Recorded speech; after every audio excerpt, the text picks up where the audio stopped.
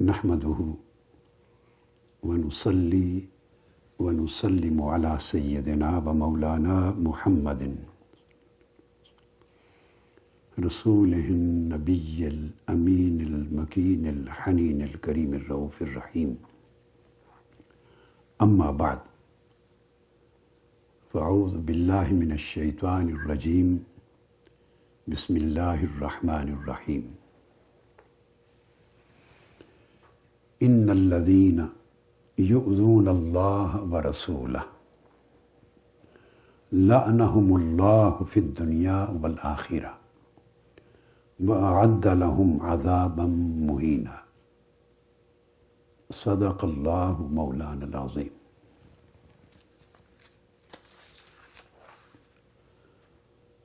جملہ علماء کرام، مشائخ اعظام،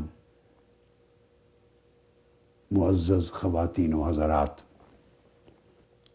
اور جمیع سامعین و ناظرین، آج ہم شب عاشورہ محرم الحرام میں مجلس یاد حسین میں حاضر ہیں۔ سب علماء کرام نے نہایت خوبصورت انداز میں ذکر شہادت امام حسین کیا ہے علیہ السلام۔ امام عالی مقام کی عظمت کا تذکرہ کیا ہے، آپ کی محبت اور جمیع اہل بیت رسول اور اطرت رسول کے ساتھ مودت کا ذکر کیا ہے، اور آپ سب لوگ بھی جو اس مجلس میں حاضر ہیں سامعین کے طور پہ، اور پوری دنیا میں جو آج کی رات اس مجلس کے ساتھ منسلک ہیں، سن رہے ہیں، دیکھ رہے ہیں، وہ سب امام علی مقام علیہ السلام اور جمیع شہداء کربلاء معلیٰ اور اہل بیت اطہار صلوات اللہ علیہم کے ساتھ اپنی محبت اور مودت کا اظہار کر رہے ہیں۔ بلا شک و شبہ یہ محبت و مودت مسلمانوں کے لیے ایمان کی اصل بھی ہے، ایمان کا کمال بھی ہے اور ایمان کی زینت بھی ہے۔ اسی طرح صحابہ کرام کی تعظیم و تکریم اور ان سے محبت اور ان کے اسوہ مبارکہ کی پیروی ہمارا ایمان ہے، اور ایمان کے کمال کے حصول کے تقاضوں میں سے۔ اللہ رب العزت سب کی یہ خدمت اور حسن نیت اپنی بارگاہ میں قبول فرمائے۔ آج کی شب میری گفتگو کا موضوع ہے شہادت امام حسین علیہ السلام کے حوالے سے پیدا کیے گئے شکوک و شبہات کا ازالہ۔ بدقسمتی ہے کہ بہت سے ایسے مسلمہ حقائق ہیں جن کے ثبوت کے لیے اور جن کی وضاحت کے لیے گزشتہ 1400 سال میں کبھی کسی زمانے میں علماء کو ضرورت نہیں پڑی تھی۔ آج ایک ایسا زوال کا دور ہے کہ مسلمہ حقائق کو ثابت کرنے کے لیے بھی دلائل درکار ہو گئے۔ شہادت امام حسین علیہ السلام کے حوالے سے مختلف قسم کے واقعہ کربلا کے حوالے سے، اور پھر اس واقعہ کربلا کی مناسبت سے جو احکام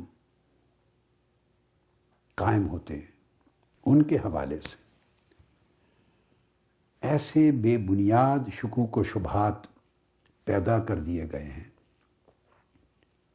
جن سے سچائی ایسے لگتا ہے کہ دھندلا رہی ہے. لوگوں کے ذہن منتشر ہو گئے، یہ منتشر کیے جا رہے ہیں، ابہامات پیدا کیے جا رہے ہیں تاکہ لوگ اہل بیت اطہار کی محبت اور مودت کے اس رشتے سے کٹتے چلے جائیں یا یہ رشتہ کمزور سے کمزور تر ہوتا چلا جائے. اور اس طرح امت کے وہ لوگ جو ان شکوک و شبہات کا شکار ہو کر اپنا رشتہ آقا علیہ الصلوۃ والسلام کی اہل بیت اطہار کی محبت اور مودت کا رشتہ کمزور کر بیٹھے ہیں، وہ حضور علیہ الصلوۃ والسلام کی بارگاہ سے بھی کٹ جائیں، ان کے دلوں سے الٹیمیٹلی تعظیم رسول میں بھی کمی واقع ہو جائے، آقا علیہ الصلوۃ والسلام کے ساتھ عشق و محبت کا تعلق بھی کمزور پڑ جائے، اور ساری خیرات اور برکات جو اللہ اور اللہ کے رسول کی بارگاہ سے اہل ایمان کو اس واسطے سے نصیب ہوتی ہیں، امت ان سے محروم ہو جائے. اس لیے میں نے چاہا کہ آج کی رات اس مجلس میں جتنا وقت میسر ہے اس میں کوشش کروں کہ ان شکوک و شبہات کا ازالہ ہو اور اس طرح کے اشکالات جو وارد کیے جا رہے ہیں ایک عرصے سے ان کا قلع کما کیا جائے تاکہ لوگوں کے ایمان کی حفاظت ہو اور اہل بیت نبوی کے ساتھ ان کا جو تعلق محبت و مودت ہے اسے قائم رکھا جا سکے. ایک عجیب قسم کا شبہ یہ ڈالا جا رہا ہے یا ڈال دیا گیا ہے، اور چونکہ سوشل میڈیا کا زمانہ ہے، جس شخص کی بات 10 بندے بھی سننے والے نہیں تھے وہ بیہودہ باتیں، بے بنیاد باتیں، بے دلیل باتیں کر کے اپلوڈ کر دیتے ہیں، چاہتے ہوئے یا نہ چاہتے ہوئے کثیر تعداد تک وہ لغویات پہنچ جاتی ہیں، وہ خرافات پھیلتی ہیں جو لامحالہ بعض ذہنوں کو تشکیک کی گرد کے ذریعے خراب کرتی. ان میں سے ایک یہ ہے جو بات کہی جاتی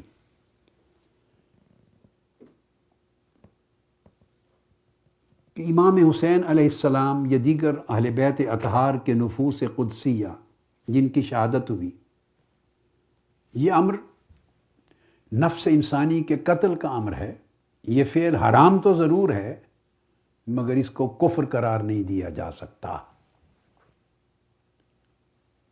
اب یہ ایک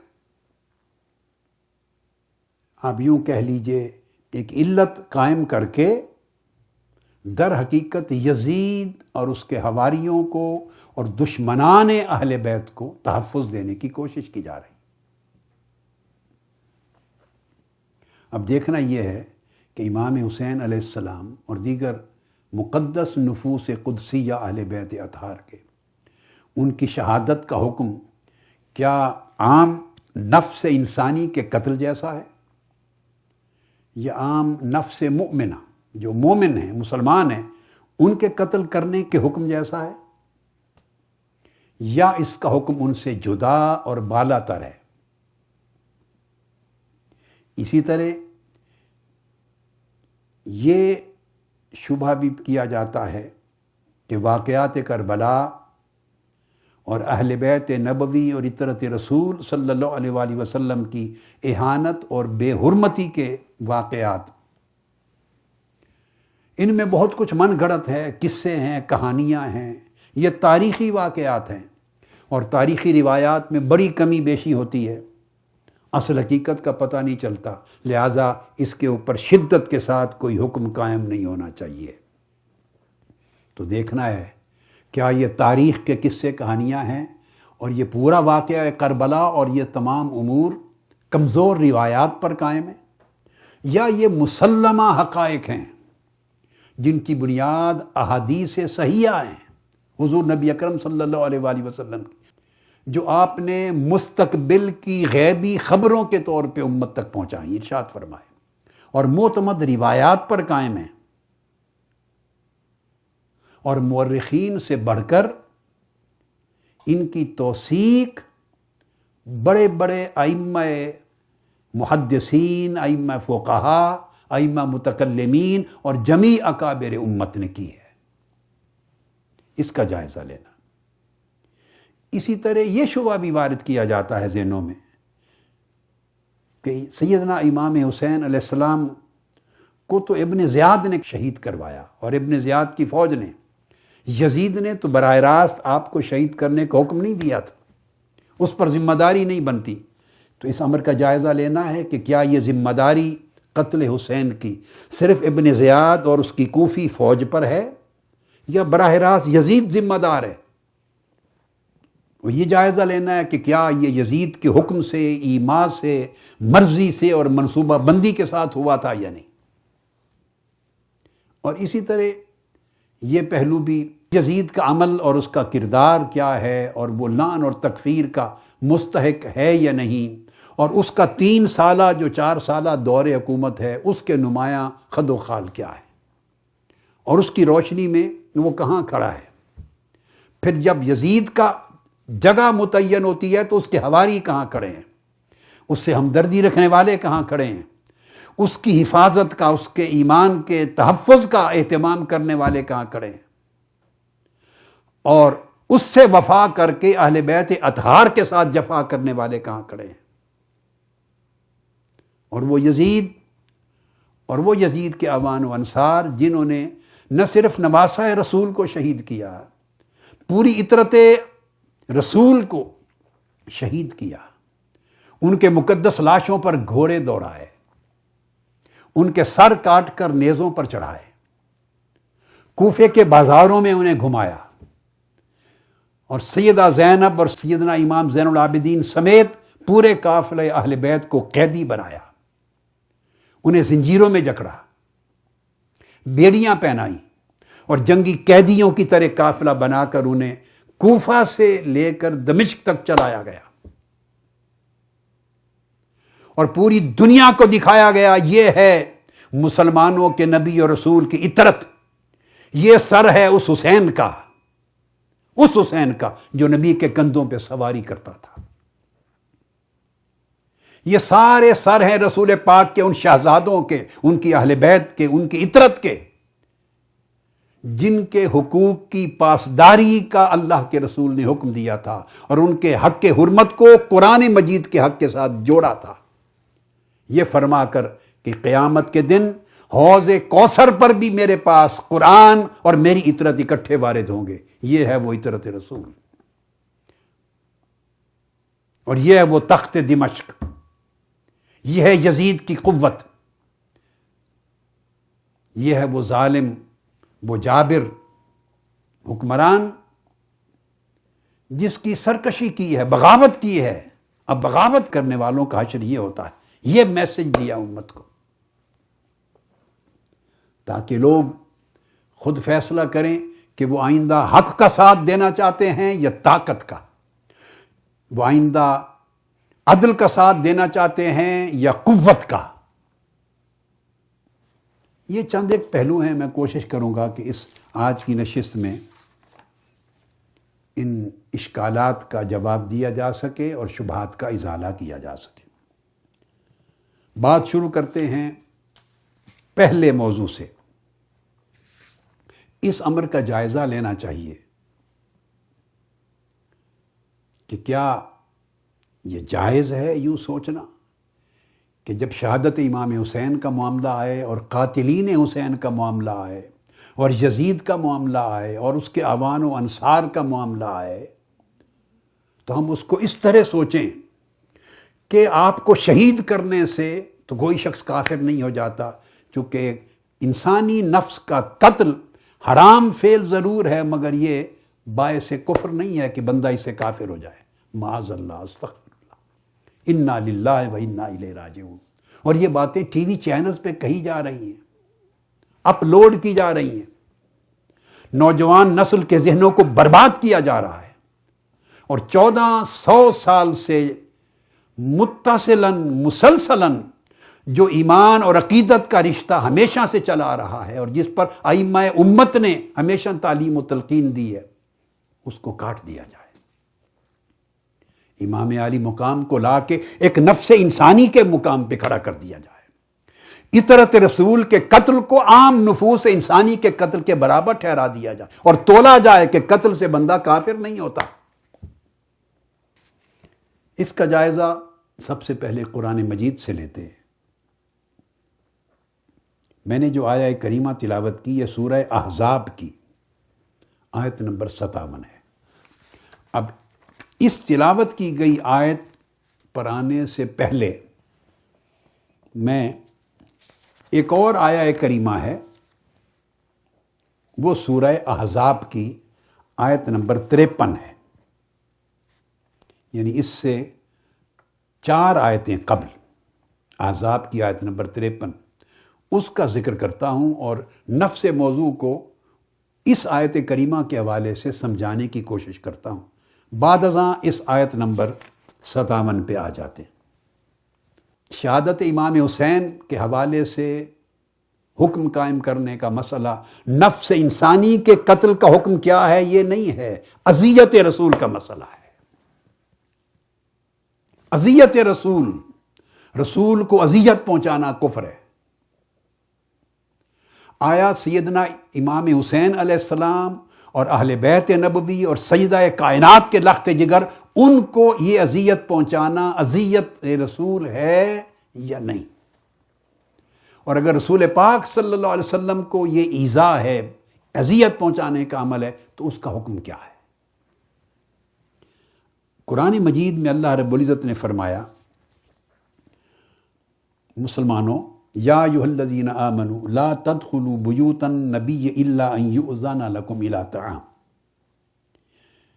ایمان والو، جب تک رسول پاک صلی اللہ علیہ وسلم تمہیں اپنے گھر کھانے کی دعوت نہ دیں تو آپ ان کے گھروں میں داخل نہ ہوا کریں. ازواج مطہرات کے کسی بھی گھر میں، ان کے گھروں میں سے آپ داخل نہیں ہو سکتے جب تک نبی تمہیں اجازت نہ دے. ایک بات یہ بڑی توجہ طلب بات ہے، اور قرآن مجید کی آیت کریمہ ایک بڑا عظیم میسج دے رہی ہے، حکم قائم کر رہی ہے، اور سینکڑوں وارد ہونے والے شبہات و اشکالات کا ازالہ کر رہی ہے، دفع کر رہی ہے، ان کو جڑ کاٹ رہی. اور فرمایا کہ جب وہ تمہیں دعوت دے دیں حضور نبی اکرم صلی اللہ علیہ وآلہ وسلم، تو پھر گھروں میں داخل ہو سکتے ہو. فَإِذَا طَعِمْتُمْ فَانْتَشِرُوا. دوسری بات فرمائی، جب کھانا کھا چکو تو پھر فوراً واپس چلے جاؤ، بیٹھے نہ رہو. وَلَا مُسْتَأْنِسِينَ لِحَدِيثٍ. آپس میں گفتگو کرنے میں مشغول نہ رہو کہ آقا علیہ الصلوۃ والسلام تمہارے چلے جانے کا انتظار کرتے رہیں. اب اللہ رب العزت نے فرمایا، اِنَّ ذَلِكُمْ كَانَ يُؤْذِي النَّبِيَّ. تمہارا کھانے سے فارغ ہو کر دیر تک میرے محبوب کے گھر میں بیٹھے رہنا، لا محالہ جب تک تم لوگ بیٹھے رہو گے وہ بھی تمہارے ساتھ بیٹھنے پر مجبور ہوں گے، تمہیں چھوڑ کے اندر نہیں جا سکتے، وہ بھی ساتھ بیٹھیں گے. یہ عمل میرے نبی کو اذیت دیتا ہے. یہ کون فرما رہا ہے؟ اللہ رب العزت. اگر تم دیر تک بیٹھو گے تو کیا کیا عمل، کیا کیا فعل، کیا کیا کام ایسے ہیں جو حضور علیہ السلام کے لیے اللہ کی زبان میں اذیت دے رہے ہیں. ایک تو بلائے بغیر آپ کے گھروں میں داخل ہونا نبی کے لیے اذیت دیتا ہے، مت جاؤ. کھانا کھانے کے بعد بیٹھے رہنا کہ آپ انتظار کریں تمہارے جانے کا، یہ میرے محبوب نبی کو اذیت دیتا ہے. فَيَسْتَحْيِي مِنْكُمْ. انہیں حیا آتی ہے کہ وہ تمہیں خود فرمائیں کہ اب چلے جاؤ. واللہ لا یستحیی من الحق.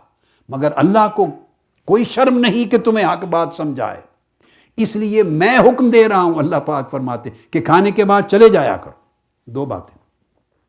پھر فرمایا وَإِذَا سَأَلْتُمُوهُنَّ مَتَاعًا فَاسْأَلُوهُنَّ مِنْ وَرَاءِ حِجَاب، پھر جو ازواج مطہرات ہیں وہاں بیٹھے ہوئے کھانے کے دوران تمہیں کسی چیز کی حاجت ہو، ضرورت پڑے اور آپ مانگنا چاہیں تو پردے کے پیچھے سے سوال کریں، سامنے سے سوال نہ کریں۔ تو اگر سامنے سے سوال کر دو گے اپنی کسی حاجت کی طلب کرنے میں بھی، وہ بھی میرے نبی کو اذیت دے گا۔ اور یہ پردے کے پیچھے سے سوال کرنا تمہارے دلوں کے لیے طہارت کا باعث ہے۔ وَمَا كَانَ لَكُمْ أَن تُؤْذُوا رَسُولَ اللَّهِ، اور تمہارے لیے حلال نہیں کہ تم میرے رسول کو، اللہ کے رسول کو اذیت دو۔ اب اس کے ساتھ دوبارہ لفظ اذیت کو لائے، یعنی اگر پردے کے بغیر کوئی چیز مانگ لو گے، یہ بھی میرے نبی کو تمہارا یہ فعل بھی اذیت دے گا۔ اور رسول کو اذیت دینا تمہارے لیے جائز نہیں۔ وَلَا أَن تَنكِحُوا أَزْوَاجَهُ مِن بَعْدِهِ، اور جب میرے محبوب صلی اللہ علیہ وآلہ وسلم کا وصال ہو جائے گا تو ان کی ظاہری حیات کے بعد ان کی کسی بھی زوجہ محترمہ سے شادی کرنا بھی حرام ہے، یہ بھی ان کے لیے اذیت کا باعث ہوگا۔ اب یہ تمام چیزیں فرمایا اب کبھی نہیں کر سکتے۔ إِنَّ ذَلِكُمْ كَانَ عِندَ اللَّهِ عَظِيمًا، یہ فعل بہت بڑے اذیت ناک فعل ہیں، ناقابل برداشت ہیں، ناقابل قبول ہیں۔ اب اس آیت کریمہ جو سورہ احزاب کی آیت نمبر 53 جس کا میں نے تفسیری تجزیہ کیا ہے، اس سے یہ تصور قائم کرنا چاہتا ہوں کہ رسول کو اذیت کس کس فعل سے پہنچتی۔ قرآن مجید میں اللہ رب العزت نے ایک معیار قائم کر دیا ہے کہ اتنی بات بھی میرے رسول کو اذیت دیتی ہے۔ سو جس سے محبت جتنی شدید ہو، جتنی زیادہ ہو، محب کے لیے اپنے محبوب کو اذیت پہنچنے کا جو پیمانہ ہے وہ اسی طرح جدا ہوتا چلا جاتا ہے۔ محبت جیسے جیسے کسی سے بڑھتی چلی جائے، محبوب زیادہ سے زیادہ عزیز تر ہوتا چلا جائے، تو اس کو کس کس فعل سے اذیت پہنچتی ہے، یہ پیمانے بھی فرام مین ٹو مین، انسان کے سے اور انسان تک بدلتے چلے جاتے ہیں، فرد سے فرد تک پیمانے مختلف ہوتے چلے جاتے ہیں، حتیٰ کہ جب محبت انتہا کی ہوتی ہے کسی سے تو اس کے لطیف جذبات کو ٹھیس پہنچانے سے بھی اذیت ہوتی ہے، اس کے احساسات کو خفیف سی ضرب لگے یہ بھی اذیت کا باعث ہوتا ہے، اس کی طبیعت پر اگر بوجھ لا دیا جائے اس سے بھی اذیت ہوتی ہے، چہ جائے کہ کسی کو جسمانی اذیت دینا، کسی کو ذہنی اذیت دینا، کسی کو روحانی اذیت دینا، کسی کو مشقت میں ڈالنا، کسی کو قتل کرنا، ذبح کرنا، ٹکڑے کرنا، ان کے سروں کو کاٹنا، نیزوں پر چڑھانا، بے حرمتی کرنا، یہ تو وہ اعمال ہیں کہ جو اذیت کی آخری حد سے بھی آگے ہیں۔ کسی کو بھوک میں رکھنا، پیاسا رکھنا، کسی کے خیموں کو آگ لگانا، شہید کرنا، ان سے پانی بند کرنا، انہیں بے حرمت کرنا، انہیں قیدی بنانا اور پوری دنیا کے سامنے ان کی عزت و حرمت کو پامال کرنا، یہ افعال تو اس اذیت کا باعث ہیں جس کا آپ تصور نہیں کر سکتے۔ اللہ رب العزت نے تو پیمانہ یہ دیا ہے کہ اگر ان کی ازواج مطہرات سے، یعنی ادھر اطرت رسول کو بے پردہ کرنا، ان کے خیمے جلانا، ادھر قرآن کہتا ہے کہ بغیر پردے کے اگر تم نے اپنی حاجت کی چیز طلب کر لی اس سے بھی اذیت ہوگی رسول کو۔ ادھر قرآن کہتا ہے رسول کی اجازت کے بغیر ان کے گھر میں داخل ہو گئے، اس سے بھی اذیت ہوگی، اور ادھر تم رسول کی اطرت کو اور ان کی شہزادیوں کو خیمے جلا کے، ان کے سر کاٹ کے، نیزوں پر چڑھا کر، بے پردہ کر کے اس پورے قافلے کو کوفہ اور دمشق اور شام کے بازاروں میں گھماؤ۔ کمپیئر کر لیں، مسئلہ نفس انسانی کا قتل کیا ہے، حرام فعل ہے یا کفر، مسئلہ یہ نہیں ہے، مسئلہ رسول کی اذیت کا ہے۔ کس کس فعل سے رسول کو اذیت پہنچتی ہے، اس اذیت کا حکم کیا ہے۔ فرمایا اگر کھانے کے بعد دیر تک گفتگو کرتے رہو اور میرے رسول کو انتظار کرنا پڑے وہ بھی اذیت ہے، وہ اذیت بھی گوارا نہیں۔ رسول کی وفات کے بعد ان کی ازواج میں سے کسی سے نکاح کر لینا اذیت ہے اللہ کو وہ گوارا نہیں۔ اب آپ نے رسول پاک صلی اللہ علیہ وسلم کو اذیت کن کن امور سے ہوتی ہے اس کو قرآن مجید کی اس آیت کریمہ سے سمجھ لیا۔ یہ وہ پیمانہ ہے جو اللہ رب العزت نے دیا ہے۔ اب اس کے بعد اللہ رب العزت نے فرمایا، پہلے اذیت کی تعریف سمجھا دی، اذیت کا ایک پیمانہ دے دیا کہ کس ظاہری دکھائی دینے میں چھوٹا سا فعل ہوگا، چھوٹا سا، مگر وہ فعل بھی اگر رسول کے لیے اذیت کا باعث ہو جائے تو اللہ کو گوارا نہیں۔ اب اس کے بعد آگے حکم آ رہا ہے کہ اگر رسول کو کوئی اذیت پہنچائے تو اس کا حکم کیا ہے۔ فرمایا ان الذین یؤذون اللہ ورسولہ۔ اب رسول کو اگر کسی نے اذیت پہنچائی تو اللہ رب العزت نے اس اذیت کو اپنی ذات کے ساتھ منسوب کر دیا کہ اس نے اللہ کو اذیت پہنچائی۔ یہ تو پہلا حکم ہے۔ پہلے تھا معمولی معاملات میں بھی اذیت پہنچانے سے روکا، منع کیا۔ اب اگر کوئی شخص رسول کو اذیت پہنچاتا ہے تو اس کا حکم کیا ہے قرآن میں؟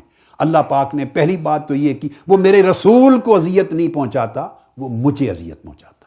اس لیے فرمایا ان الذین یؤذون اللہ۔ اب اللہ پاک کو براہ راست تو اذیت پہنچانا، نہ جسمانی اذیت ممکن ہے، نہ کوئی ذہنی اذیت ہے، نہ روحانی اذیت ہے۔ اللہ رب العزت کی ذات اقدس تو ایسے احساسات سے پاک ہے، ماورا ہے۔ اذیت تو رسول کو ہے، مگر اللہ کے رسول کو جس نے اذیت پہنچائی اس کو اللہ رب العزت نے اپنی اذیت قرار دیا۔ جیسے فرمایا یا ایھا الذین آمنوا لا تقدموا بین یدی اللہ ورسول، جیسے رسول کا ادب اللہ کا ادب ہے، جیسے رسول کی اطاعت اللہ کی اطاعت ہے، جیسے رسول سے محبت اللہ سے محبت ہے، جیسے رسول کی حرمت اللہ کی حرمت ہے، اور جیسے رسول کی نافرمانی اللہ کی نافرمانی ہے، جیسے رسول سے بے وفائی اللہ کے ساتھ بے وفائی ہے، اسی طرح فرمایا میرے رسول کو اذیت پہنچانا اللہ کو اذیت پہنچانا۔ حکم کیا ہے؟ فرمایا لعنہم اللہ فی الدنیا والآخرہ۔ جو ظاہراً جو انسان کی اپنی سمجھ میں معمولی آتی ہے چیز کہ یہ چھوٹی سی چیز ہے، اس درجے کی بھی کوئی اذیت اللہ کے رسول کو پہنچائے گا تو فرمایا اللہ رب العزت نے اللہ نے اس پر دنیا میں بھی لعنت کی اور آخرت میں بھی لعنت کی۔ تو دوسرا حکم یہ کہ اللہ رب العزت نے اس پر لعنت کی اور اس کو ملعون کر دیا۔ وَأَعَدَّ لَهُمْ عَذَابًا مُهِينًا، اور اس کے لیے انتہائی ذلت اور رسوائی پہنچانے والا عذاب مقرر کر دیا۔ انتہائی ذلت ناک، ذلت انگیز عذاب مقرر کر دیا۔ یہ جو لفظ آیا عذابا مہینا، یہ توجہ طلب ہے قرآن مجید کا یہ لفظ، اس لیے کہ قرآن مجید میں عذاب مختلف الفاظ اور مختلف صفات کے ساتھ آتا ہے۔ عذاب کا ذکر کہیں ذکر آتا ہے قرآن مجید میں عذاب کے حوالے سے عذاب عظیم، کہیں ذکر آتا ہے عذاب علیم، کہیں ذکر آتا ہے عذاب مہین، بڑا عذاب ہے۔ ہر قسم کے جرم جس کے نتیجے میں انسان عذاب جہنم کا حقدار بنے گا اس کے لیے عذاب عظیم ایک کامن لفظ ہے۔ وہ کافروں کے لیے بھی آتا ہے اور غیر کافر کے لیے بھی آتا ہے، گناہگاروں کے لیے، ظالموں کے لیے، فاسقوں کے لیے، اور چوروں کے لیے، جھوٹوں کے لیے، ہر قسم کے مجرم کے لیے۔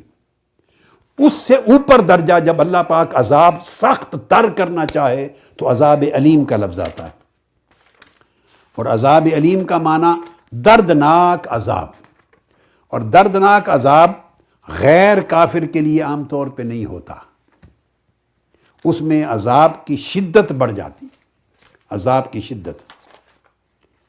اب تیسرا جب اس سے بھی شدت بڑھانا مقصود ہو تو عذاب مہین آتا ہے، اہانت انگیز، ذلت ناک عذاب، اس کا ذکر آتا ہے۔ اب یہ جو قرآن مجید نے تین یعنی معیار مقرر کر دیے، اس سے تعین کرنا آسان ہو جاتا ہے کہ جب عذاب کے ساتھ لفظ علیم آ جائے تو اس کا حکم کیا وضع کیا جا رہا ہے قرآن میں، اور اگر عذاب مہین آ جائے تو اس کا حکم کیا وضع کیا جا رہا ہے؟ سوائے کافروں کے پورے قرآن میں عذاب مہین کسی کے لیے نہیں کہا جاتا۔ جس کے لیے عذاب مہین کا لفظ وارد ہو جائے تو قرآن مجید نے صراحتاً اس پر کفر کا حکم صادر کر دیا کہ یہ کافر ہے۔ حتیٰ کہ عذاب علیم بھی آ جائے تو وہ بھی اکثر اوقات کفار کے لیے خاص ہوتا ہے، غیر کفار کے لیے نہیں۔ عذاب امین کامن آتا ہے۔ تو اللہ رب العزت نے قرآن مجید میں اس جگہ جب یہ ارشاد فرمایا کہ اللہ نے ان کے لیے عذاب مہین تیار کیا ہے، تو اس کا مطلب ہے رسول کو اذیت پہنچانے والا براہ راست اس اذیت پہنچانے کے فعل کے ارتکاب سے کافر ہو گیا۔ اب اس کے اوپر مزید علتوں کو تلاش کرنا اور علمی اور فقہی اور اصولی اور کلامی منہ شگافیوں کو تلاش کرنا، اس کا راستہ بند ہو جاتا ہے۔ بدقسمتی ہے، ہماری سوچ کا رخ ہی غلط ہو گیا ہے۔ ہم غلط پیمانے، غلط دلیل کے ساتھ حکم کا تعین کرنا چاہ رہے ہیں۔ شہادت امام حسین کو نفس انسانی کے قتل کے حکم کے دائرے میں نہیں دیکھا جائے گا، اسے رسول پاک کو اذیت پہنچانے کے حکم کے دائرے میں دیکھا جائے گا۔ احادیث صحیحہ اور احادیث حسنہ میں ہے، جب حضرت ام سلمہ رضی اللہ تعالیٰ عنہ فرماتی ہیں اور حضرت عبداللہ ابن عباس رضی اللہ تعالیٰ عنہ فرماتے ہیں کہ میدان کربلا میں جس دن شہادت ہو رہی تھی امام علی مقام کی، تاجدار کائنات بنفس نفیس موجود تھے روحانی طور پر، اور شہدائے کربلا معلیٰ کا خون شہادت جمع کر رہے تھے معجزتاً ایک شیشی میں۔ اور جب حضرت ام سلمہ نے خواب میں آپ کو دیکھا، اسی وقت اٹھیں اور وہ جو مٹی کربلا کی جبرائیل امین علیہ السلام نے لا کے آقا علیہ السلام کو دی تھی، یہ فرماتے ہوئے مسند امام احمد بن حنبل میں یہ حدیث ہے، بہقی نے روایت کیا، طبرانی نے روایت کیا، مسند ابو یعلا نے، بے شمار کتب احادیث میں کئی صحابہ کرام سے اور ازواج مطہرات سے مروی، ام المؤمنین حضرت عائشہ صدیقہ رضی اللہ تعالیٰ عنہ سے مروی، حضرت ام فضل سے مروی، حضرت ام سلمہ سے مروی، حضرت انس بن مالک سے مروی، کثرت کے ساتھ احادیث صحیحہ میں، جن میں جبرائیل امین نے آ کے بتایا تھا یا رسول اللہ صلی اللہ علیہ وسلم، آپ کے یہ محبوب شہزادے حسین کربلا کی سرزمین میں شہید کر دیے جائیں گے، اور وہاں کی مٹی لا کے آقا علیہ السلام کو دی تھی۔ آپ نے وہ مٹی حضرت ام سلمہ کو دی تھی اور فرمایا تھا اذا تحولت هذه التربة دما فاعلمی ان ابنی قد قتل۔ اے ام سلمہ، اس مٹی کو دیکھتے رہنا اور دیکھنا جس دن یہ خون میں بدل جائے، سمجھنا اس دن میرا حسین کربلا کی سرزمین پہ شہید ہو گیا ہے۔ 10 محرم الحرام کا دن تھا، بعد دوپہر ادھر حضرت عبداللہ ابن عباس رضی اللہ تعالیٰ عنہ مکہ معظمہ میں لیٹے ہوئے ہیں، ان کے خواب میں آقا علیہ السلام آتے ہیں، سر انور کے بال مبارک منتشر ہیں، گرد آلود ہیں، پوچھتے ہیں یا رسول اللہ کیا؟ فرمایا شہد تو قتل الحسین آنفا، میں ابھی اپنے حسین کی شہادت کا منظر دیکھ کے آ رہا ہوں، میدان کربلا سے آ رہا ہوں۔ سارا دن رسول مشہد حسین پہ رہتے ہیں اور ان کے خون شہادت کا قطرہ زمین پر روحانی دنیا میں نہیں گرنے دیتے، سنبھال کے لاتے ہیں۔ اور ام سلمہ فرماتی کہ آپ کے ہاتھ میں شیشی ہے، تو میں نے پوچھا یا رسول اللہ یہ کیا ہے؟ فرمایا میں حسین اور تمام شہداء کربلا کا خون جمع کر کے لایا ہوں۔ اٹھ کے دیکھتی ہیں تو وہ مٹی جو آقا علیہ السلام نے ان کو دی تھی وہ خون سے بدل چکی تھی۔ یعنی آقا علیہ السلام کا کنسرن دیکھیں، آقا علیہ السلام کی محبت کی شدت دیکھیں، آقا علیہ السلام کی مودت دیکھیں، ان کا مقام و مرتبہ حضور علیہ السلام کے قلب اطہر میں کیا ہے، آپ کی روح میں کیا ہے، آپ کے احساسات میں کیا ہے، آپ کے جذبات میں کیا ہے، آپ کی کیفیات میں کیا ہے۔ یعنی حسین اگر روتے تو آقا علیہ السلام تڑپ جاتے ہیں، نماز میں سجدہ کر رہے ہیں، نماز پڑھ رہے ہیں، حسین دوڑ کے آپ کی پشت مبارک پہ چڑھ گئے، صحابہ کرام اتارنے لگے، آقا علیہ السلام نے فرمایا خبردار ان کو نہیں اتارنا۔ جب نماز سے فارغ ہوئے تو اس موقع پر ایک بات ارشاد فرمائی، اس موقع پر وہ بڑی عجیب، فرمایا جو حسین سے محبت کرتا ہے وہ مجھ سے محبت کرتا ہے، جو مجھ سے محبت کرتا ہے وہ خدا سے محبت کرتا ہے۔ یعنی آپ نے نماز میں دوران سجدہ پشت سے حضرت امام حسین کو اتارنے سے روکا. صحابہ کرام کسی اور غرض سے نہیں اتار رہے تھے.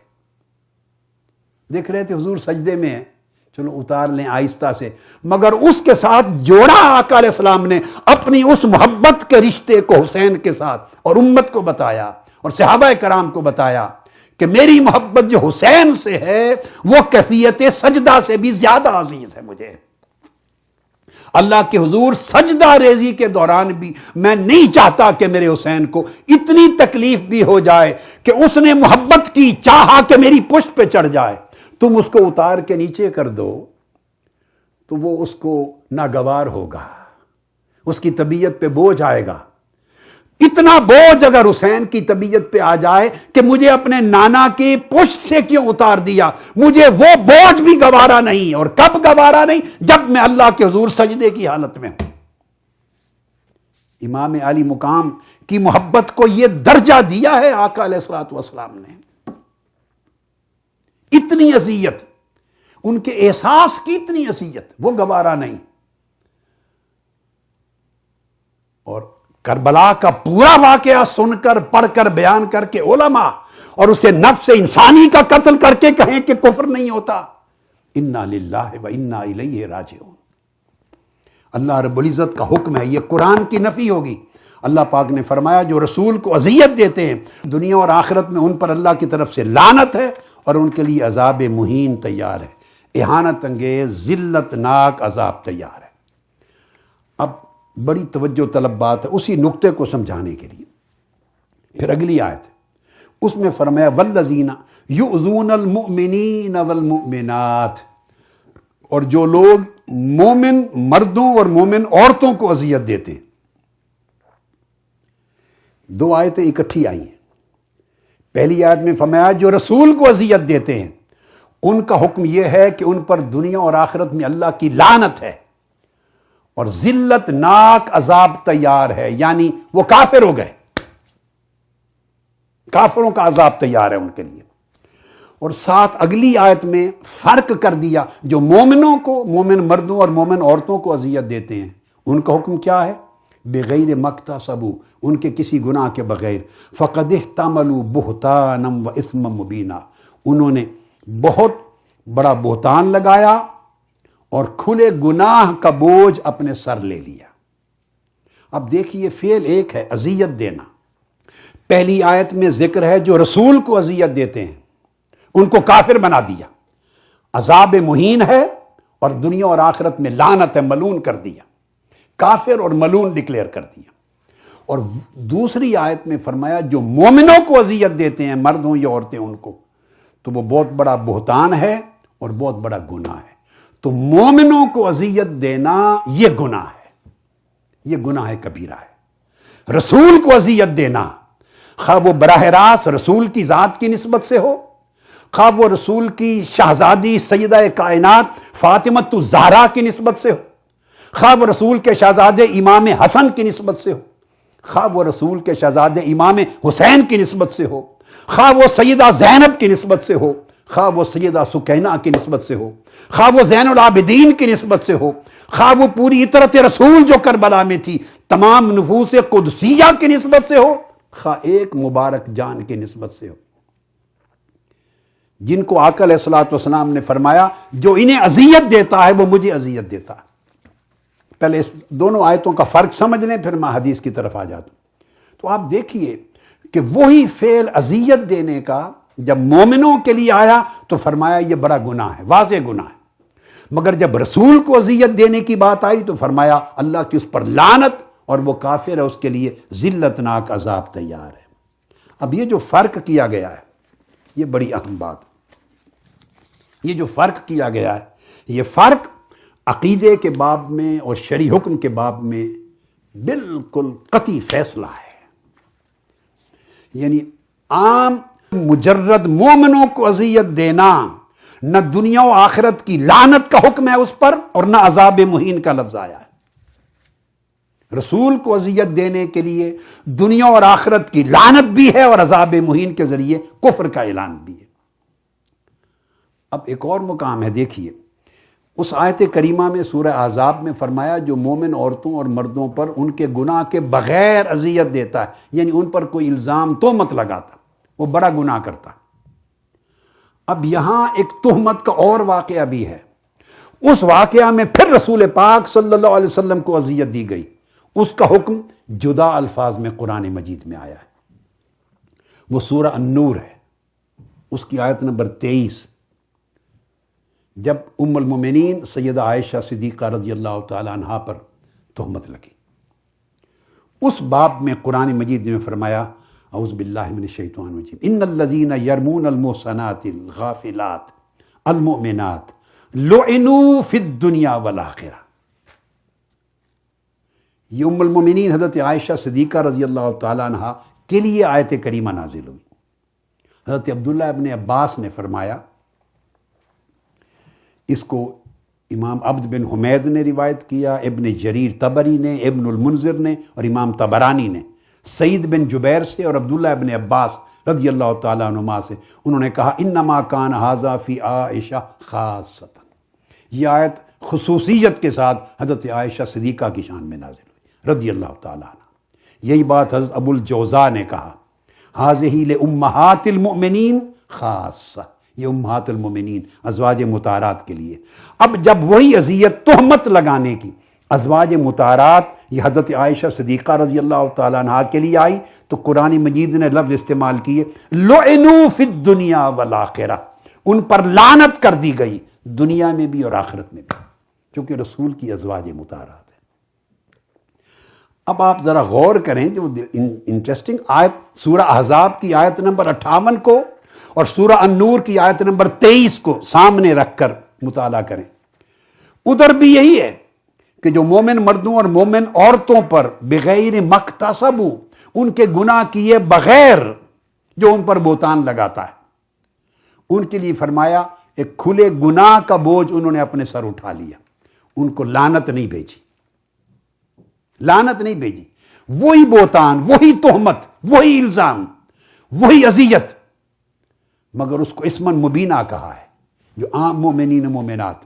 مگر جب وہی فعل ایک ایسی ہستی کے ساتھ جڑ گیا ہے جو ازواج رسول میں سے ہے، جو امہات المؤمنین میں سے ہے، جن کو اذیت دینا رسول کو اذیت دیتا، جن کی اذیت آقا علیہ السلام تک پہنچ جاتی ہے، جن کی پریشانی حضور کی ذات تک پہنچ جاتی ہے، جن کی حرمت رسول کی حرمت کے ساتھ جڑی ہوئی ہے، جن کی عزت و تکریم رسول کی عزت و تکریم کے ساتھ جڑی ہوئی ہے، اور جن کی اذیت رسول کی اذیت بن جاتی ہے، جب وہی فعل ان کی ذات کے لیے صادر ہوتا ہے تو قرآن مجید نے بالکل حکم جدا کر دیا، فرمایا لعنوا فی الدنیا والآخرہ، دنیا اور آخرت میں ان پہ لعنت کی گئی۔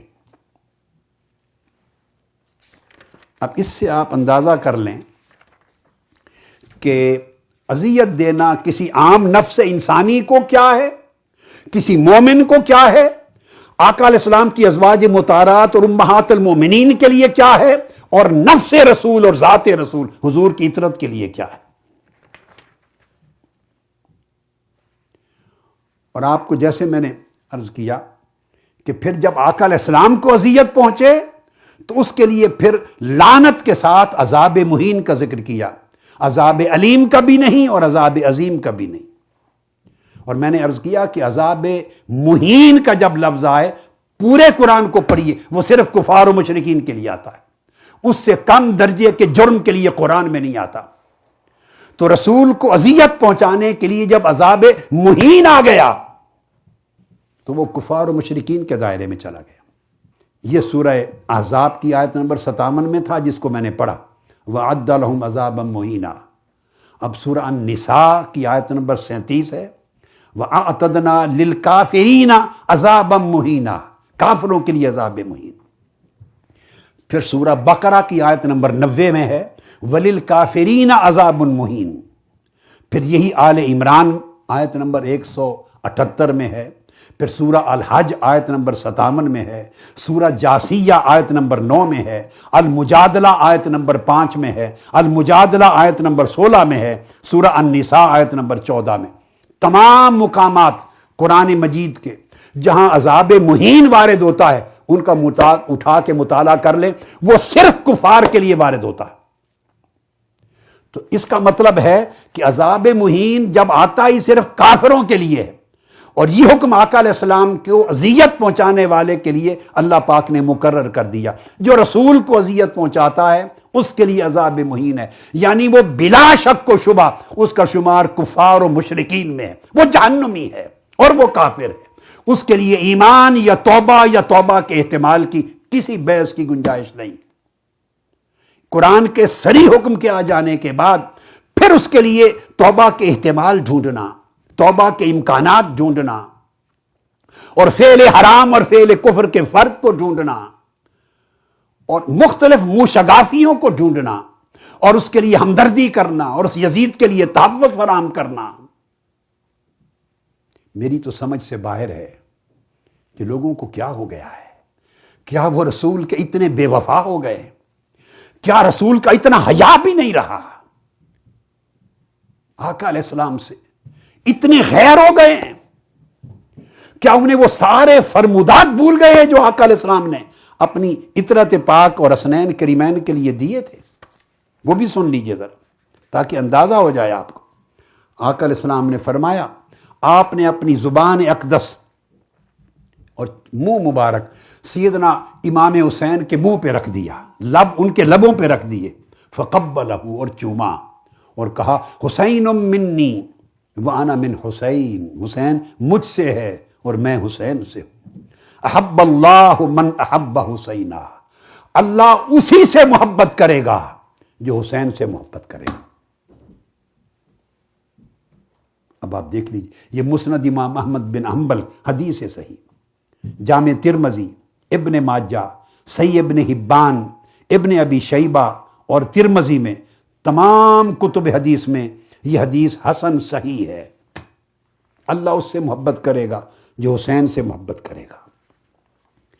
آگے آئیے، پھر آقا علیہ الصلوۃ والسلام جب یہ فرماتے ہیں من احب الحسن والحسین فقد احبنی ومن ابغضہما فقد ابغضنی، جس نے حسن اور حسین سے محبت کی اسی نے مجھ سے محبت کی، اور جس نے ان دونوں سے بغض رکھا اس نے مجھ سے بغض رکھا۔ شہادت امام حسین کو نفس انسانی کے قتل کے تناظر میں نہیں دیکھا جائے گا، ہوش کے ناخن لو کہ وہ فعل حرام ہے، کفر نہیں بنتا، نہیں، شہادت امام حسین کو اس تناظر میں دیکھا جائے گا جو آقا علیہ الصلوۃ والسلام نے فرمایا کہ جو حسین سے بغض رکھتا ہے وہ مجھ سے بغض رکھتا ہے، جو حسین کو اذیت دیتا ہے وہ مجھے اذیت دیتا ہے، جو حسن کو اذیت دیتا ہے وہ مجھے اذیت دیتا ہے۔ یہ بالکل اس طرح کا حکم ہے جیسے قرآن مجید میں اللہ پاک نے فرمایا من یطع الرسول فقد اطاع اللہ، جو رسول کی اطاعت کرتا ہے وہ اللہ کی اطاعت کرتا ہے۔ آقا نے فرمایا من احب الحسن والحسین فقد احبنی، جس نے حسن اور حسین سے محبت کی اس نے مجھ سے محبت کی، جس نے ان سے بغض رکھا اس نے مجھ سے بغض رکھا۔ یہ مسند احمد بن حنبل، ابن ماجہ اور نسائی اور حاکم کہتے ہیں یہ بھی صحیح الاسناد، اس کے اسناد بھی صحیح۔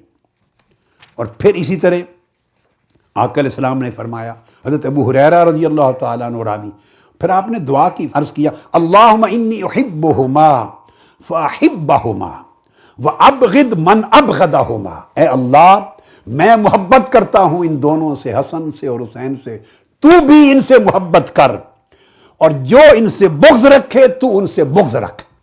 اب یہ بتائیے حاضرین محترم اور سامعین کرام، کیا رسول کی دعا مقبول اور مبرور ہے یا نہیں؟ آقا علیہ السلام نے اللہ سے عرض کیا جو ان سے محبت کرے صرف انہی سے تو محبت کر، اور جو ان سے حسن اور حسین سے بغض رکھے تو ان سے بغض رکھ۔ یزید نے جو معاملہ کیا اطرت رسول سے اور امام علی مقام سے، وہ محبت کا معاملہ کیا یا بغض اور عداوت کا معاملہ کیا؟ جب آپ کا سر انور کٹ کر یزید کے آگے رکھا گیا، وہ بدبخت اور لعین چھڑی لے کر آپ کے چہرے مبارک پہ مار رہا تھا اور فخر کے ساتھ شعر پڑھ رہا تھا کہ آج بدر میں جو ہمارے بڑے مارے گئے تھے ان کا بدلہ لے لیا ہے۔ یہی فعل ابن زیاد نے کیا جس کا ذکر صحیح بخاری میں آتا ہے، صحیح بخاری میں، کوفہ میں یہ فعل ابن زیاد نے کیا، اور پھر یزید کی طرف جب پورا قافلہ سروں کو نیزوں پر چڑھا کر دمشق بھیجا تو یہی فعل یزید نے اپنے دربار میں کیا. اور آقا اللہ کی بارگاہ میں عرض کرتے ہیں باری تعالیٰ جو ان سے بغض رکھے تو ان سے بغض رکھ، اور ہم اس کو نفس انسانی کے قتل کے شرعی حکم میں تولنے لگے. استغفر اللہ العظیم. پھر آقا علیہ السلام نے فرمایا، حدیث پاک میں ہے، ان رسول اللہ صلی اللہ علیہ وسلم اخذ بید حسن و حسین، آپ نے حضرت امام حسن اور امام حسین شہزادے تھے، ان دونوں کے ہاتھ پکڑ لیے اور ہاتھ پکڑ کے فقال من احبنی وحب هذین واباہما وامہما کان معی فی درجتی یوم القیامہ.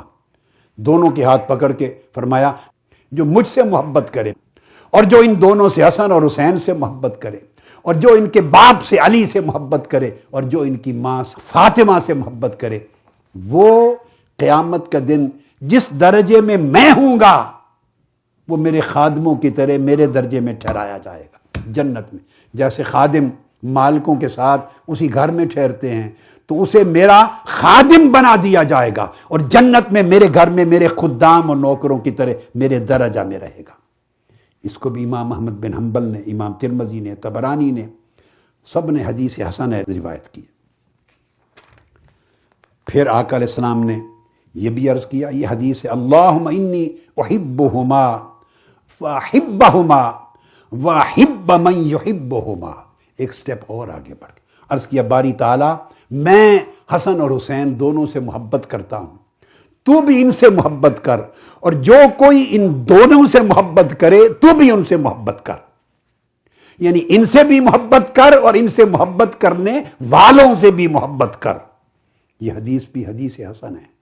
امام ترمذی نے، نسائی نے، صحیح ابن حبان، ابن ابی شیبہ، ہر ایک نے روایت کی. اب میں نے جو ذکر کیا تھا پہلے گفتگو میں، وہ حدیث حضرت عبداللہ ابن مسعود رضی اللہ تعالیٰ عنہ راوی کہ آقا علیہ السلام نماز پڑھ رہے ہیں، سجدے میں گئے تو آپ کی پشت مبارک پر امام حسن اور حسین آپ کی پشت مبارک پر آ گئے، دونوں کھیل رہے تھے. اب صاف ظاہر ہے جو مجلس میں مسجد میں بیٹھے تھے وہ صحابہ کرام ہی تھے.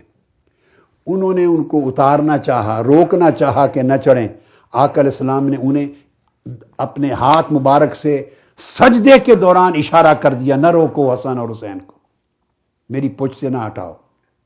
جب نماز سے فارغ ہوئے تو آقا علیہ السلام نے ان کو اپنی گود مبارک میں لے لیا اور گود میں لے کر فرمایا، من احبنی فلیحب ہذین، جو مجھ سے محبت کرتا ہے اس پر واجب ہے کہ ان دونوں سے محبت کرے.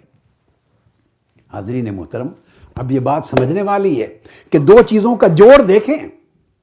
پہلے تو منع کر دیا کہ میری حالت سجدہ میں میری پشت سے نہ اتارو، اور نماز سے فارغ ہو کر انہیں گود میں لیا اور فرمایا جو مجھ سے محبت کرتا ہے وہ ان سے محبت کرے. یعنی ان کے اتنے سے باریک لطیف احساسات اور جذبات کا بھی خیال رکھیں، ان کا دل نہ ٹوٹے. رسول تو قدم قدم پر یہ خیال کرتے کہ میرے حسین کا دل نہ ٹوٹے، میرا حسین میری پشت سے نیچے نہ اتارا جائے. آقا علیہ السلام شہر مدینہ میں گھر سے باہر کندھوں پہ اٹھا کے جب حسن اور حسین کو نکل آتے. آپ میں سے کوئی کرتا ہے یہ کام؟ ہمارے بھی پوتے پوتیاں ہیں، نواسے نواسیاں ہیں، ہم بھی پیار کرتے ہیں اپنے بچوں سے. ہم یہ کرتے ہیں پبلکلی، اپنے پوتے پوتی نواسے نواسی کو کندھوں پر اٹھا کر باہر گلی کوچے میں نکل آئے. ہم پبلک اپیئرنس میں ہم کئی چیزوں کا خیال کرتے ہیں. آقا علیہ السلام کا رتبہ درجہ تو کائنات میں سب سے بلند ہے. ان کو خیال نہیں آتا ہوگا جو خیال ہم سوچتے ہیں، مگر نہیں، پبلکلی جو ان کو کندھوں پر اٹھا کے باہر آتے اور مدینہ کے گلی کوچوں میں چلتے اور صحابہ کرام دیکھتے اور پھر کہتے جو ان سے محبت کرتا ہے مجھ سے محبت کرے. آفٹر آل اس سے میسج کیا دینا چاہتے تھے؟ کوئی تو میسج تھا نا جو امت کو دے رہے تھے. وہ ایسی محبت نہیں تھی جو محض ایک دادا کو پوتے پوتیوں سے یا نانا کو نواسے نواسیوں سے ہوتی ہے، اور وہ ایک فطری محبت ہے، اس کا اظہار نہیں تھا. یہ اس سے بہت بلند ایک محبت تھی جس کی شرعی حیثیت تھی. جس کی حیثیت ایمان کے درجے میں تھی، وہ پوری امت کو میسج دینا چاہتے تھے ان سے محبت کرنا فقط یہ نہیں ہے کہ میرے نواسے نواسیاں ہیں، یہ تو ان سے محبت کرنے سے مجھے میری جان کو راحت پہنچے گی، مگر یاد رکھ لو ان سے محبت کرنا مجھ سے محبت کرنا ہے، اور دیکھو میری محبت ان کے ساتھ ایسی ہے کہ میں کندھوں پہ اٹھا کے مدینہ کی گلیوں میں نکل آیا ہوں، اور میں حالت سجدہ میں بھی انہیں اپنی پوچھ سے اترنے نہیں دیتا۔ اس لیے صحابہ کو کہا جو مجھ سے محبت کرتا ہے وہ ان سے محبت کرے، یعنی ان کے لطیف لطیف احساسات اور جذبات کا بھی خیال کرے کہ کہیں ان کا دل ٹوٹ نہ جائے۔ رشتہ تو یہ ہے، اس کی روشنی میں تعین کیا جائے گا۔ اور پھر حضرت سلمان فارسی رضی اللہ تعالیٰ عنہ سے مروی حدیث ہے، آقا علیہ السلام نے فرمایا، امام حسن اور امام حسین دونوں شہزادوں کو خطاب کر کے فرمایا، من احبہما احببتہ، دونوں کی طرف اشارہ کر کے فرمایا جو ان دونوں سے محبت کرے احببتہ، میں اس سے محبت کرتا ہوں، ومن احببتہ احبہ اللہ، اور جس سے میں محبت کروں گا اللہ اس سے محبت کرے گا، ومن احبہ اللہ ادخلہ جنات النعیم، اور پھر اللہ جس سے محبت کرے گا اسے جنات نعیم میں داخل کر دے گا۔ پھر فرمایا ومن ابغضہما، اور جو ان سے بغض رکھے، او بغا علیہما، یا جو ان پر زیادتی کرے، ان پر تلوار اٹھائے، ان پر ہاتھ اٹھائے، انہیں اذیت دے، ان پر زیادتی کرے، دیکھیے دو لفظ جوڑے، من ابغضہما او بغا علیہما، جو ان سے بغض رکھے یا ان پر کوئی زیادتی کرے جس سے انہیں تکلیف پہنچے۔ تو بتائیے جو کچھ واقعہ کربلا میں ہوا وہ بغض اور بغاوت سے ہٹ کر ہے؟ وہ امام حسین پر بغاوت نہیں کی گئی، وہ محبت رسول کے خلاف بغاوت نہیں کی گئی، وہ اطرت رسول اور حرمت رسول کے خلاف بغاوت نہیں کی گئی، عزت رسول کے خلاف بغاوت نہیں کی گئی، آقا علیہ السلام کی جو راحت جان ہے اس کے اوپر حملہ نہیں کیا گیا، آقا علیہ السلام کی اہل بیت کی عزت و حرمت پہ حملہ نہیں کیا گیا، آقا علیہ السلام کی روح پاک کو نہیں تڑپایا گیا، سیدہ کائنات کی روح کو نہیں تڑپایا گیا، امام حسن اور مولا علی المرتضیٰ کی روح کو نہیں تڑپایا گیا، ایمان کو نہیں تڑپایا گیا، کیا کچھ نہیں کیا گیا۔ اللہ پاک کے لیے آقا علیہ السلام نے عرض کیا کہ جو ان سے بغض رکھے، ان پر زیادتی کرے، ابغضتہ، میں اس سے بغض رکھتا ہوں، میں بغض رکھتا ہوں۔ جس سے رسول کا بغض ثابت ہو جائے اس کے ایمان کے امکانات اور اس کی توبہ کے احتمالات سوچتے ہیں آپ، اس کے اوپر گفتگو کرتے ہیں اور فقہی موشگافیاں نکالتے ہیں۔ جو رسول سے بغض رکھتا ہے اور رسول نے اپنا اظہار کر دیا ناپسندیدگی اور نفرت کا، وَمَنْ أَبْغَضْتُهُ أَبْغَضَهُ اللَّهُ، اور فرمایا جس سے میں ناراض ہو جاؤں اس سے اللہ ناراض ہو جاتا ہے، وَمَنْ أَبْغَضَهُ اللَّهُ أَدْخَلَهُ عَذَابَ جَهَنَّمَ وَلَهُ عَذَابٌ مُقِيمٌ، اور پھر اللہ جس سے ناراض ہو جائے اس کو عذاب جہنم دیتا ہے اور ہمیشہ دائمی عذاب میں داخل کر دیتا ہے۔ اب اس کے بعد جیسا کہ میں نے عرض کیا تھا دوسرا شبہ لیتے ہیں اور دوسرے کے ساتھ جو تیسرا اور چوتھا سبجیکٹ ہے اس کو بھی ملا کے یعنی جوائنٹلی ڈیل کر لیتے ہیں تاکہ ہم مختصر وقت میں مضمون کو ختم کر سکیں۔ یہ خیال کرنا کہ یہ تاریخی واقعات ہیں اور ان میں کمی بیشی ہے، یہ بھی درست نہیں ہے۔ ٹھیک ہے، بعض ایسی تفصیلی جزئیات ہیں جو واعظ لوگ اور ذاکر لوگ بیان کرتے ہیں جن کی سند نہیں اور جن کی صحت پر اعتبار نہیں کیا جا سکتا، وہ ایک الگ سبجیکٹ ہے، الگ میٹر ہے، لیکن اس کا مطلب یہ نہیں کہ اصل واقعہ کربلا اور اس کی بہت ساری اہم ثابت شدہ تفصیلات کا بھی اسی ایک بات کا بہانہ بنا کر انکار کر دیا جائے، یہ بات نہیں۔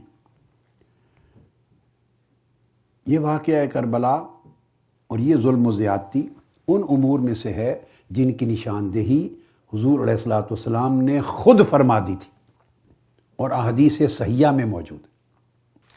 یعنی ابتدا کے لیے صحیح بخاری کو لے لیں، صحیح بخاری کتاب الفتن حدیث نمبر 6649، 6649 آقا علیہ السلام نے فرمایا، جس کو سیدنا ابو ہریرہ رضی اللہ تعالیٰ عنہ روایت کی، فرمایا ہلاکت امتی علی یدی غلمت من قریش، قریش کے کئی نو عمر لونڈوں کے ہاتھوں سے میری امت ہلاک ہوگی۔ یہ صحیح بخاری کی حدیث بیان کر رہا ہوں۔ اب اس کا اشارہ اولاً اسی واقعہ کربلا کی طرف تھا، دوسرے الفاظ صحیح بخاری کتاب المناقب حدیث نمبر 3410 3410 میں فرمایا ہلاک امتی علی یدی غلمت من قریش۔ مروان کے پاس بیٹھے تھے حضرت ابو ہریرہ رضی اللہ تعالیٰ عنہ۔ جب آپ نے یہ حدیث بیان کی تو مروان نے کہا اللہ ان پر لعنت کرے، قریش میں ایسے نوجوان لونڈے بھی ہوں گے؟ حضرت ابو ہریرہ رضی اللہ تعالیٰ عنہ فرمایا ان شئت ان اسمیہم بنی فلان و بنی فلان، اے مروان اگر تو چاہے تو میں ان میں سے ایک ایک کا نام اور ان کے باپ دادا کے نام بھی بتا سکتا ہوں۔ آقا علیہ السلام نے سب کچھ بیان کر دیا۔ یہ دونوں حدیثیں صحیح بخاری کی دی ہیں۔ اب اس کے تحت حافظ ابن حجر اسقلانی بیان کرتے ہیں فتح الباری میں کہ آقا علیہ السلام نے یہ جو ارشاد فرمایا تھا غلمۃ من قریش، فرمایا اس غلمہ یعنی وہ جو نو عمر اباش لونڈے جو قریش میں سے جن کا ذکر کیا، ان اول الاغیلم کان فی سنۃ 60 وہو یزید بن معاویہ، وہ پہلا نوجوان لونڈا جس کے ہاتھوں آقا علیہ السلام کی امت ہلاک ہوئی، پوری امت ہلاک ہوئی۔ آقا علیہ السلام نے ایک مقام پر سیدنا امام حسین کو ساری امت قرار دے دیا تھا کہ میرا حسین پوری امت کی مانند ہے، سبتم من الاسباط۔ تو امام اسقلانی ابن حجر اسقلانی فرماتے ہیں کہ وہ پہلا شخص یزید ہے جس کا اشارہ حضور علیہ السلام نے کیا۔ اب میں آپ کو امام حدیث کی بات کر رہا ہوں، فتح الباری جلد 13 صفحہ 10۔ پھر اسی طرح امام اسقلانی کے علاوہ امام عینی نے عمدۃ القاری میں بیان کیا ہے وَأَوَّلُهُمْ یزید علیہ ما یستحق، سب سے پہلا شخص یزید ہے جس کا صحیح بخاری کی حدیث میں آقا علیہ السلام نے اشارہ کیا۔ یہی بات امام قسطلانی نے کہا اور کہا وَأَوَّلُهُمْ یزید کہ سب سے پہلا شخص وہ یزید ہے۔ عمدۃ القاری جلد 24 صفحہ 180 اور 181، اور امام قسطلانی کی ارشاد الساری جلد 10 صفحہ 171۔ اب بعض لوگوں نے جیسے یہ گمان کیا کہ یزید ذمہ دار تھا بھی یا نہیں، افسوس، بدقسمتی کی انتہا ہے۔ بھئی یزید کا تو نام لے کر تاجدار کائنات نے بیان کر دیا یہ ذمہ دار ہے، آج آپ اس کی برات دینے آ گئے ہیں، آقا علیہ السلام کے فرمان کی نفی کر رہے ہیں، حضور علیہ السلام کے ارشاد کو رد کر رہے ہیں۔ حضرت ام سلمہ رضی اللہ تعالیٰ عنہ ام المومنین راوی ہیں، قالت قال رسول اللہ صلی اللہ علیہ وآلہ وسلم یقتل حسین بن علی علی رأس 60 من مہاجرتی، میری ہجرت کے 60 سال کے بعد جب 60واں سال ہوگا تو میرا شہزادہ حسین ابن علی شہید کیا جائے گا۔ امام طبرانی نے اس کو روایت کیا۔ اب آقا علیہ السلام نے فرمایا کہ میرے اس شہزادے کو عرض کرب و بلا میں شہید کیا جائے گا۔ ام فضل بنت حارث روایت کرتی ہیں۔ میں تاریخ کی کتابوں کی بات ہی نہیں کر رہا، امام احمد بن حنبل نے مسند میں آقا علیہ السلام کی حدیث صحیح روایت کی، امام ابن ماجہ نے روایت کی سنن میں، امام حاکم نے، امام بہقی نے، امام طبرانی نے، اور امام حاکم نے کہا ھذا حدیث صحیح علی شرط شیخین، بخاری اور مسلم کی شرط پر یہ حدیث صحیح ہے۔ آقا علیہ السلام نے فرمایا مجھے جبرائیل نے خبر دی آ کر، اور یہ سرخ مٹی ہے کربلا کی لا کے دی ہے جہاں میرا حسین شہید کیا جائے گا۔ پھر آقا علیہ السلام نے حضرت ام فضل سے مروی ہے یہ حدیث، حضرت عائشہ صدیقہ سے مروی ہے، حضرت زینب بنت جحش سے مروی ہے، ام فضل بنت حارث سے، ابو امامہ سے، انس بن حارث اور دیگر صحابہ سے، کثرت کے ساتھ ہماری کتب حدیث میں یہ حدیثیں آئی ہیں۔ تو پہلی بات تو سمجھانا یہ ہے کہ واقعہ کربلا اور اس کی بنیادی چیزیں کتب حدیث میں ثابت ہیں، اور یہ ان مبشرات میں سے ہیں جن میں آقا علیہ السلام نے مستقبل کی غیبی خبریں دے دی تھی. یہ آقا علیہ السلام کے معجزات میں سے ہے. آپ کی شہادت کا سن بھی بتا دیا تھا. آقا علیہ السلام نے شہادت کی جگہ میدان کربلا بھی بتا دیا تھا. وہاں کی سرخ مٹی بھی دکھا دی تھی بلکہ دے دی تھی. اور آگے اس سے بڑھ کر آپ کو شہید کرنے کا جو ذمہ دار بدبخت یزید لعین ہے اس کا نام بھی بتا دیا تھا. کتب تاریخ کو چھوڑیں، روایات کو چھوڑیے، میں ڈائریکٹ کتب حدیث پر آ رہا ہوں. حضرت ابو عبیدہ رضی اللہ تعالیٰ عنہ، ابو عبیدہ بن الجراح، وہ راوی ہیں حدیث کے. اور آقا علیہ السلام نے فرمایا لا یزال امر امتی قائما بالقسط. میں اب حدیث نبوی پڑھ رہا ہوں. حتی یکون اول من یسلمہ رجل من بنی امیہ یقال لہ یزید. یہ میں حدیث نبوی کے الفاظ پڑھے. حضرت ابو عبیدہ رضی اللہ تعالیٰ عنہ روایت کرتے ہیں کہ آقا علیہ السلام نے فرمایا میری امت کا معاملہ قسط کے ساتھ چل رہا ہوگا حتیٰ کہ ایک شخص آئے گا بنو امیہ میں سے جو اس کو پامال کر دے گا، منہدم کر دے گا، اور اس کا نام یزید ہوگا. یزید سے ہمدردی رکھنے والے، مخفی ہمدردی رکھنے والے، اس کا درد رکھنے والے، اس کے ایمان کی فکر کرنے والے، توبہ کے ذریعوں سے جہنم سے بچانے والے. کاش آقا علیہ الصلوۃ والسلام کی محبت اور راحت جان کا فکر کر لیں. وہ غور سے اس حدیث نبوی کو پڑھیں اور سنیں، رجوع کریں اور توبہ کریں. اسے مسند ابو یعلا میں روایت کیا گیا، امام ابو یعلا نے، بزار نے روایت کیا، امام بہقی نے روایت کیا، ابن حماد نے روایت کیا، امام فصوی نے روایت کیا، امام حیثمی نے روایت کیا اور کہا رجال ابی یعلا رجال الصحیح، اس کے رجال صحیح ہیں. اور امام عسقلانی نے کہا رجال ثقات ہیں، حافظ ابن حجر عسقلانی. پھر اس کے بعد دوسری حدیث حضرت ابو ذر غفاری رضی اللہ تعالیٰ عنہ روایت کرتے، جسے مصنف ابن ابی شیبہ میں اور امام بہقی نے روایت کیا دلائل النبوت میں، اور امام دولابی نے. حدیث کے الفاظ ہیں قال سمعت رسول اللہ صلی اللہ علیہ وسلم یقول اول من یبدل سنتی رجل من بنی امیہ. پہلا شخص جو میرے دین کو بدل دے گا، میرے دین کی قدروں کو پامال کر دے گا، وہ بنی امیہ کا ایک شخص ہوگا. اور پھر امام ابن ابی شیبہ اور بہقی فرماتے ہیں، میں اسی روایت کے الفاظ ہیں، مفسراً تفسیر کے ساتھ آیا وزادہ یقال لہ یزید. آقا علیہ السلام نے فرمایا اس کا نام یزید ہوگا. پھر ایک اور حدیث ہے رویانی اپنی مسند میں روایت کرتے ہیں، اس میں حضرت ابو الدرداء رضی اللہ تعالیٰ عنہ سے مروی ہے، کہتے ہیں میں نے آقا علیہ السلام سے خود اپنے کانوں سے سنا اول من یبدل سنتی رجل من بنی امیہ یقال لہ یزید. پہلا شخص جو میرے دین کو پامال کر دے گا، تحریف کر دے گا، اس کا نام یزید ہوگا. اس کے بعد آقا علیہ السلام کا ایک اور ارشاد جس کو محمد بن علی نے روایت کیا، فرمایا لَيَفْتُقَنَّ رَجُلٌ مِّن وَلَدِ أَبِي سُفْيَانَ فِي الْإِسْلَامِ فَتْقًا لَا يَسُدُّهُ شَيْءٌ. آقا علیہ السلام نے فرمایا کہ ابو سفیان کی اولاد میں سے ایک شخص ایسا ہوگا جو اسلام کے اندر ایسا شگاف ڈالے گا کہ اس کو قیامت تک کوئی چیز بند نہیں کر سکے گی. یہ واقعہ کربلا ہے. آقا علیہ السلام نے واضح نشاندہی فرما دی.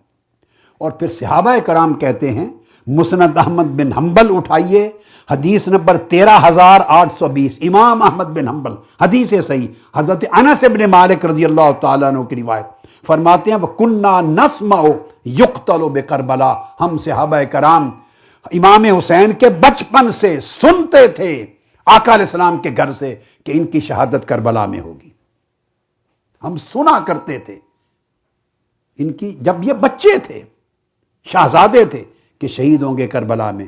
ام المومنین حضرت عائشہ صدیقہ رضی اللہ تعالیٰ عنہ نے یہ بات فرمائی. حضرت ام سلمہ نے یہ فرمائی، جس کو امام احمد بن حنبل نے رجال صحیح کے ساتھ روایت کیا. حضرت ثابت کہتے ہیں کننا نقول انہا کربلا، ہم کہا کرتے تھے صحابہ کرام کہ حسین کی شہادت کربلا میں ہوگی. یہ کلمات صحیح ابن حبان کے ہیں، مسند ابو یعلا کے ہیں، طبرانی کے ہیں، حیثمی نے بیان کی ہے، طبرانی نے بیان کی ہے اسناد حسن کے ساتھ، اور روایت کرنے والے انس بن مالک، یہی حضرت ابو الطفیل سے مروی ہے، یہ ام فضل بنت الحارث سے مروی ہے، یہی کلمات دیگر اور صحابہ کرام سے آئے ہیں بہت ساری کتب میں۔ تو یہ تو احادیث ان چیزوں کے ساتھ بری ہیں، انہیں قصہ کہانی کہنا اور تاریخ کے واقعات کہہ کے ان کی اہمیت کو کم کرنا، یہ اپنے ایمان کی جڑوں کو کاٹنا ہے۔ آقا علیہ السلام کے فرمودات ہیں، امہات المومنین ازواج مطہرات نے بیان کی ہیں، اور جمیع کثیر صحابہ کرام نے۔ پھر چونکہ آقا علیہ السلام نے متعین کر دی ذمہ داری کہ وہ شخص جو اس تباہی کا باعث بنے گا اور یہ تباہی کا ذمہ دار ہوگا وہ یزید، آقا علیہ السلام نے نام لے دیا۔ اب کسی مسلمان کی معلوم نہیں یہ جرت کہاں سے آ جاتی ہے کہ وہ بہانے بنا کر یزید کو تحفظ دیتا ہے اور اس سے ذمہ داری کا بوجھ اتارنے کی کوشش کرتا ہے، جو بوجھ متعین کر دیا ہے آقا علیہ السلام نے خود۔ مورخین نے بات کہی ہوتی تو معاملہ کچھ اور تھا، یہ تو دلائل نبوت میں سے ہے، معجزات نبوت میں سے ہے، آقا علیہ السلام نے نام لے کے بتا دی۔ اور پھر کتب تاریخ میں آ جائیے، یزید نے براہ راست خط لکھا امام حسین علیہ السلام کو شہید کرنے کا حکم دیتے ہوئے ابن زیاد کو۔ میں نے خود سنا بعض علماء ٹی وی پر بیٹھ کر یہ کہتے ہیں کہ کہیں ثابت نہیں ہے کہ اس نے کہا ہو۔ پہلے تو میں نے حدیث سے ثابت کر دیا، اب کتب تاریخ میں سن لیجئے، ابن زیاد کو جرت نہ تھی کہ وہ اتنا بڑا قدم اٹھا سکتا اگر یزید کا حکم نہ ہوتا، یزید کی شے نہ ہوتی، یزید کے ساتھ منصوبہ بندی شامل نہ ہوتی۔ یہ بھی معجم الکبیر طبرانی حدیث کی کتاب سے ثابت کر رہا ہوں، تاریخ کی کتب کا حوالہ بعد میں دیتے ہیں، وہ بعد میں آ جائے گا۔ المعجم الکبیر امام طبرانی کی، اس کی جلد 3 صفحہ 115، اس میں جو حدیث میں روایت کرتے ہیں اس میں سند میں امام طبرانی بیان کرتے ہیں کہ یزید نے عبید اللہ بن زیاد کو خط لکھا، اور کوڈ ورڈز میں، یہ ڈپلومیٹک لینگویج ہوتی ہے سیاستدانوں کی، ایجنسیوں کی، حکمرانوں کی، سلاطین بادشاہوں کے کوڈ ورڈز ہوتے ہیں، اس نے خط لکھا یزید نے، اور خط میں لکھا، میں وہ الفاظ آپ کو بتا رہا ہوں لفظ بلفظ، اس نے کہا اے ابن زیاد، مجھے خبر پہنچی ہے کہ حسین کوفہ پہنچنے والے ہیں، تمام زمانوں میں اب یہ ذمہ داری تمہارے زمانے پر آ پڑی ہے، اور تمام شہروں اور صوبوں میں یہ ذمہ داری تمہارے شہر پر آ پڑی ہے، اور جتنے گورنر ہیں میرے امال، ان سب میں تمہارے اوپر، تمہارے کندھوں پر یہ ذمہ داری ادا پڑی ہے۔ میں دیکھتا ہوں کہ تو کس طرح عہدہ برا ہوتا ہے، دیکھ اگر تو کامیاب ہو گیا تو آزاد کر دیا جائے گا، یعنی تیری عزت میں اضافہ ہوگا، تیرے جاہ و جلال میں، رتبے میں، منصب میں اضافہ ہوگا، اور اگر تو ناکام ہو گیا تو اس طرح ذلت کے ساتھ غلاموں کی طرف تمہیں پلٹا دیا جائے گا، جیسے غلام ذلیل زندگی بسر کرتے ہیں ذلت کی، تو تمہیں غلامی کی زندگی بسر کرنی ہوگی۔ یزید نے یہ خط لکھا، میں اس کے الفاظ ایک بار پڑھ دیتا ہوں، باقی بے شمار حوالہ جات ہیں۔ انہو قد بلغنی ان حسینا قد سار الی الکوفہ وقد ابتلی بہ زمانک من بین الازمان وبلدک من بین البلدان وابتلیت بہ من بین العمال وعندہا یعتق او یعود عبدا کما یعتبد العبید۔ اس پر آگے امام طبرانی بیان کرتے ہیں، اس خط کے بعد عبید اللہ بن زیاد نے امام حسین کو قتل کروا دیا، وَبَعَثَ بِرَأْسِ إِلَيْهِ، اور آپ کا سر مبارک پورے قافلے کے سروں کے ساتھ یزید کو بھیج دیا، اس کا حکم آیا تھا، اس کو بھجوا دیا۔ اور جب امام عالی مقام کا سر انور اور 72 شہیدوں کے، اہل بیت اطہار کے اور آپ کے اصحاب کے مبارک سر یزید کے پاس پہنچے تو یزید نے اپنا دربار لگا کے سارے سر رکھ لیے، امام حسین کا سر اپنے سامنے رکھا، اور پورے دمشق کے بڑے بڑے لوگ جو معتبر لوگ تھے ان کو بلا لیا، ارد گرد بٹھا کر امام عالی مقام کے سر انور پر چھڑی ماری، اور چھڑی مار کر یہ شعر پڑھا، نفلق ہامن من رجال احبۃ الینا وہم کانوا اعق واظلما، اور دوسری روایتوں میں علینا وہم کانوا اعق واظلما۔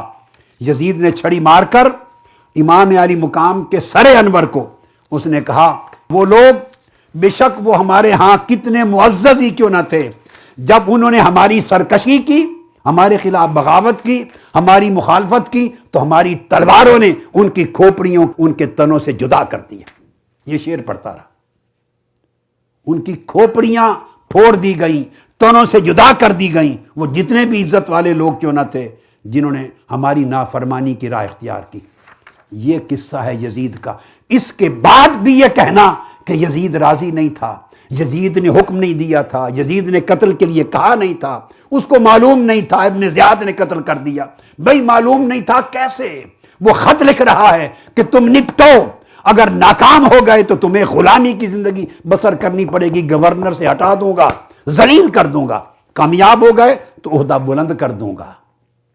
اس نے شہید کر دیا، سر بھیج دیے، اور سر کو سر بازار پورے دمشق میں رکھ کر وہ شعر پڑھتا ہے اوپر کہ اس طرح ہماری تلواریں سر قلم کرتی ہیں ان لوگوں کے جو ہمارے خلاف بغاوت میں اٹھتے ہیں۔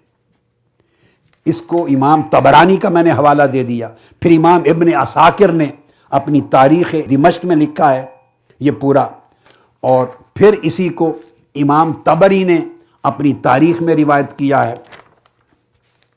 یہ بلازری نے انصاب الاشراف میں، یہ میں نے پورا خط جو عبارت پڑھ دی ہے، ان تمام مورخین نے اور ائمہ تاریخ نے یہ خط لکھا ہے یزید کا۔ ابن زیاد کو اس نے لکھا، جس کے نتیجے میں ابن زیاد نے فوج بھیج کے شہید کروا دیا اور سر اس کی طرف بھیج دیے، یہ میسج تھا۔ اور پھر ابن زیاد کے ساتھ کیا کیا وہ بھی میں عرض کرتا ہوں، یہ پورا بلازری نے انصاب الاشراف میں بیان کیا ہے، جلد 3 صفحہ 371۔ پھر امام ذہبی نے اپنی تاریخ اسلام میں اور سیر و اعلام نبلاء میں یہی خط بیان کیا ہے۔ پھر ابن عساکر نے اسی خط کو بیان کیا ہے۔ یہ تمام ریفرنسز دے رہا ہوں آپ کو اسی خط کے اوپر۔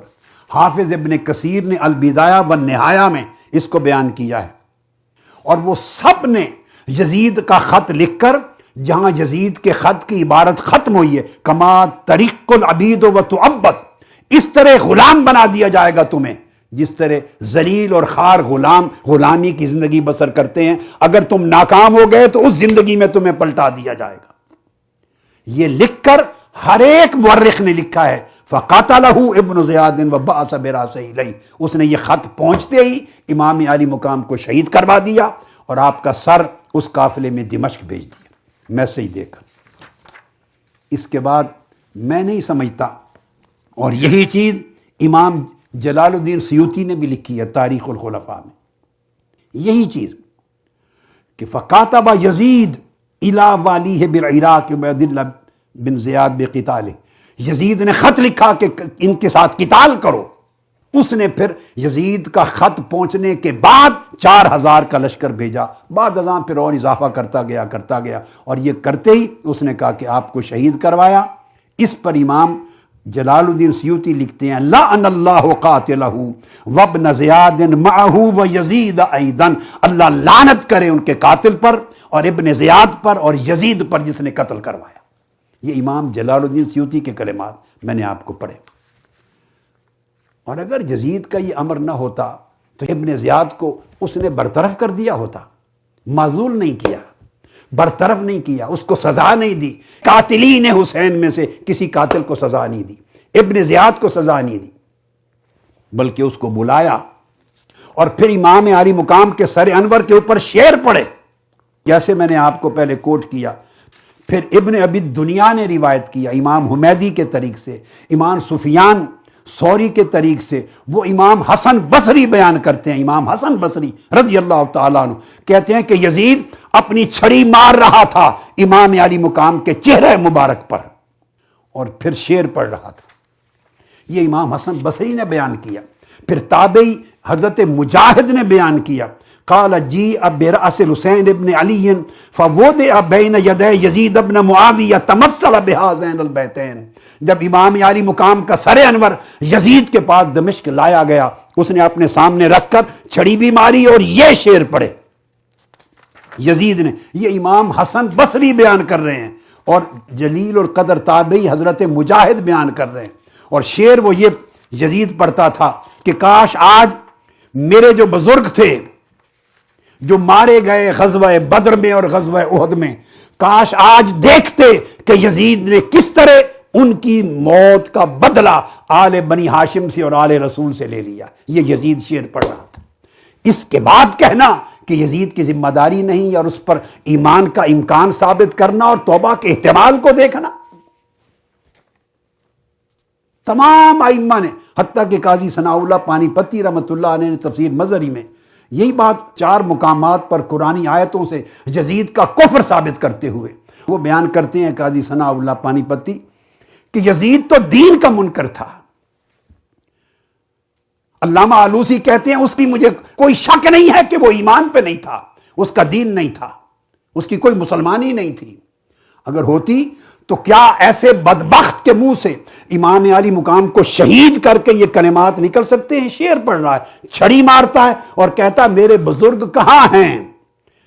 وہ اپنی آنکھوں سے کاش آج مشاہدہ کرتے کہ میں نے آل محمد اور بنی ہاشم سے بدر کا انتقام کربلا میں لے لیا.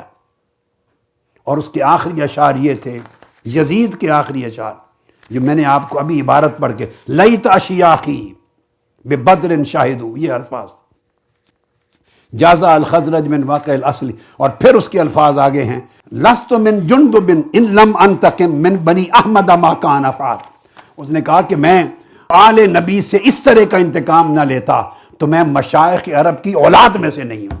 لوگ قسم کھاتے ہیں نا کہ میں فلاں فلاں فلاں بڑوں کی اولاد میں نہیں ہوں، اگر میں یہ کام کر کے نہ دکھاتا تو میں یزید ہوں، فلاں فلاں کی اولاد سے ہوں، تو میں ان کی اولاد سے نہ ہوتا اگر آل نبی سے یہ انتقام نہ لیتا. اب یہ جو تمام چیزیں محدثین نے، فقہا نے اور شارحین حدیث نے اور مورخین نے لکھا ہے، اور پھر بات یہاں تک نہیں، اس سے آگے پھر حکم یہ ہے کہ جب یزید کی بیعت توڑ دی اہل مدینہ نے تو اس نے پھر 27,000 فوجیوں کا لشکر مدینہ رسول کو پامال کرنے کے لیے بھیجا. اور واقعہ حرہ پیش آیا 63 ہجری میں 27,000 فوجیوں کا. اور بھیجتے ہوئے یزید نے حکم دیا، مسلم بن عقبہ کو حکم دیا کہ 3 دن کے لیے جب مدینہ فتح کر لو، داخل ہو جاؤ، 3 دن کے لیے میں تمہاری فوج پر حلال کر رہا ہوں، مباح کر رہا ہوں. تم اپنے تمام فوجیوں پر جو چاہیں کریں، مدینہ کو مباح کر دینا. جو بدبخت مدینہ رسول کو مباح کرتا ہے، جس کو حرمت والا حرم بنایا تھا تاجدار کائنات نے، آپ اس کے لیے بھی ایمان اور اسلام اور توبہ اور ذمہ داری کے فقدان کی باتیں کرتے. چنانچہ وہ مدینہ پاک میں داخل ہوئے اور 3 دن تک حافظ ابن کثیر بیان کرتے ہیں، امام طبری بیان کرتے ہیں، ابن الاسیر بیان کرتے ہیں. الغرض جتنے بھی مورخین ہیں انہوں نے بیان کیا کہ وہ داخل ہوئے. امام مدائنی کی روایت ہے اور امام جلال الدین سیوطی سمیت سب ائمہ نے اور محدثین نے اور مورخین نے بیان کیا. وہ کہتے ہیں کہ 3 دن تک یزید کی فوج نے درندگی کی. 10,000 مسلمانوں کو قتل کیا، شہید کیا. واقعہ حرہ میں جب مدینہ پر حملہ کیا اس کو واقعہ حرہ کہتے ہیں. 10,000 امام زہری کہتے ہیں. امام زہری، ان سے پوچھا گیا کتنے لوگ قتل ہوئے یزید کی فوج کے ہاتھوں مدینہ کے؟ انہوں نے کہا مجموعی طور پہ 10,000 لوگ قتل ہوئے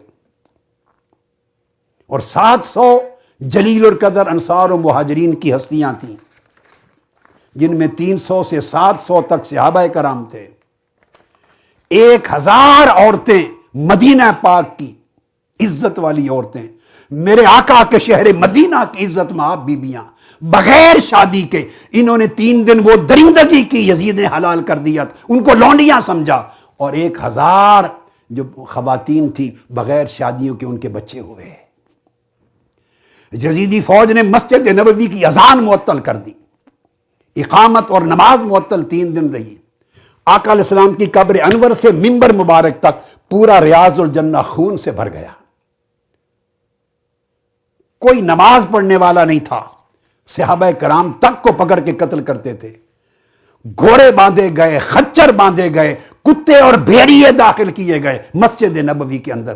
آپ سٹل اس کے ایمان کی اور احتمال توبہ کی باتیں کرتے ہیں. بغض اہل بیت کی کوئی حد ہوتی ہے؟ اگر اہل بیت کے ساتھ بغض تھا تو کم سے کم حرم نبوی کا تو خیال رکھیں، مسجد نبوی کا خیال رکھ لیں۔ یہ ظلم کیا۔ سب سے بڑا اس کا ظلم یہ تھا کہ جب مسلم بن عقبہ کو بھیجتے ہوئے 3 دن کے لیے مدینہ کو مباح کیا، جو چاہو کرو، جیسے کفار کی افواج کے ساتھ کیا جاتا ہے۔ اور جب لوگوں کو پکڑا، بیعت لی، تو بیعت اس چیز کے لی جب قتل ہو چکے اور لوگ نڈال ہو گئے، انہوں نے کہا اعلان کرو کہ تم یزید کے غلام اور باندیاں ہو، چاہے وہ تمہیں بیچ دے، چاہے تو اپنی لونڈیاں بنا کے رکھے، چاہے تمہیں قتل کر دے۔ یہ تاریخ طبری میں بھی ہے، کامل تاریخ ابن الاسیر میں ہے، امام عسقلانی نے فتح الباری کے اندر بھی لکھا، امام ابن حجر عسقلانی نے، کہ اس نے کہا یزید نے روانہ کرتے ہوئے مسلم بن عقبہ کو فقاتلہم فاذا ظہرت فابحھا للجیش ثلاثا، 3 دن کے لیے پورا مدینہ اور مدینے کی عورتیں، مرد، بچے اپنے لشکر کے لیے حلال کر دینا۔ سو اس نے حلال کر دیا۔ یہ اس کا نتیجہ ہوا جو میں نے آپ کو سارا بتایا۔ حافظ ابن حجر عسقلانی نے الاصابہ میں بھی اس کو پھر بیان کیا ہے، اور علامہ ابن تیمیہ نے منہاج السنہ نبویہ میں بیان کیا ہے، علامہ شوکانی ابن تیمیہ کے مشرب کے ہیں، نیل الاوتار میں بیان کیا۔ مقصد بات کا یہ کہ یہ واقعہ حرہ، اس مدینہ کے لوگوں کو خوف زدہ کرنا، جس کے لیے صحیح بخاری میں آیا ہے اور صحیح مسلم میں متفق علیہ حدیث، آقا علیہ السلام نے فرمایا جو اہل مدینہ کو خوف زدہ کرے اس پر اللہ کی لعنت، فرشتوں کی لعنت اور پوری انسانیت کی لعنت، اور قیامت کے دن اس کا کوئی فرض اور کوئی نفل قبول نہیں ہوگا۔ یہ صحیح بخاری میں، صحیح مسلم میں، مسند احمد بن حنبل میں، اور صحیح بخاری میں یہ بھی ہے جو اہل مدینہ کے ساتھ دھوکہ کرے اللہ پاک اسے دوزخ میں اس طرح ختم کر دے گا، وہ پگھل جائے گا دوزخ میں جس طرح نمک پانی میں پگھل جاتا ہے۔